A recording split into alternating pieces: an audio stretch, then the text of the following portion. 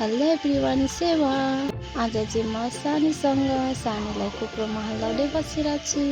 अनि सानीको बाबा चाहिँ सुँगुरलाई चारो दिएर आउनुभयो। अनि मेरो यहाँ प्लान्टहरूको बिजोग भइरहेको छ। कुनै दिन यो प्लान्टहरूलाई पनि टाइम दिनेछु। कुमलकुठीले गुड लगाएर आज चाहिँ मामु छोरी सबैभन्दा अगाडि बगैँचामा पुग्यौँ अनि सानीले बढाल्दैछ। अनि सानीलाई घरमा बस्यो भने बाहिर जाने भन्छ, बाहिर लग्यो भने पनि निन्दा लागेर गर्दैछिन्।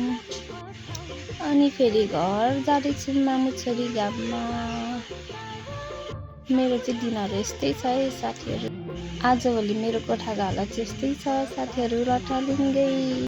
अनि छोरा स्कुल आइसकेपछि होमवर्क गराउनु बस्दैछन्। सानीले दादालाई होमवर्क गराउँदैछिन्। दादा होमवर्क गर्ने बहिनी छेउमा बस्ने।